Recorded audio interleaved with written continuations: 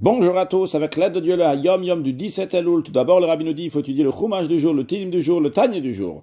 Puis, en rapport avec le Chumash du jour, le Shishi, la sixième montée de Parashat Kitavo, dans lequel Moshe Rabbeinu nous donne des bénédictions au peuple juif s'ils vont bien se comporter. Et il dit que si le peuple juif va mal se comporter, il y aura chas v'shalom des malédictions. Mais dans la Chassidoute, c'est expliqué que même ces malédictions, en vérité, c'est des bénédictions qui sont déguisées, qui viennent d'un niveau qui est très très haut, et qu'en vérité, c'est des choses qui sont positives.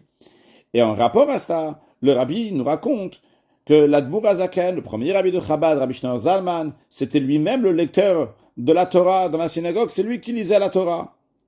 Une fois, il n'était pas à Liozna, c'était le Shabbat Parashat Kitavo. Et l'Admour Emtsai, donc le fils du Admour Azaken, Rabbi Dovber, c'est encore un jeune garçon, il n'avait pas encore l'âge de bar mitzvah. Il a entendu la lecture de la Torah de quelqu'un d'autre qui a lu. Et entre autres, il a lu aussi donc ces malédictions.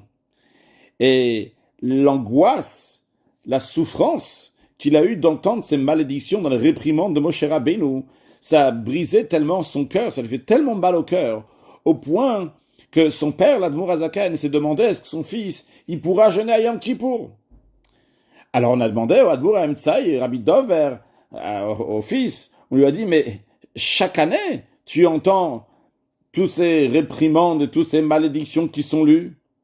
Alors le fils, Rabbi Dover, il a répondu, il a dit que comme mon père il lit, eh bien je n'entends pas de malédiction. C'est-à-dire que lorsqu'Admour Azaken lisait, eh bien il lisait en même temps avec des intentions dans le sens profond de ce qui est dit ici.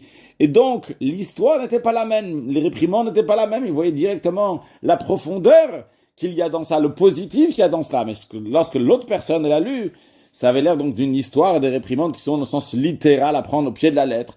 Et c'est là que ça lui a fait très mal au cœur. En autre mot, il y a deux manières comment lire la Torah. Il y a lire la Torah dans le sens littéral, comme les choses y sont ici-bas.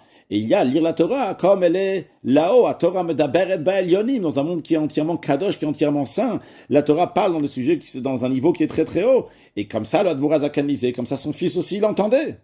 Donc même que le contenu c'est exactement le même, on lit la même chose. Mais c'est deux mondes qui sont complètement différents.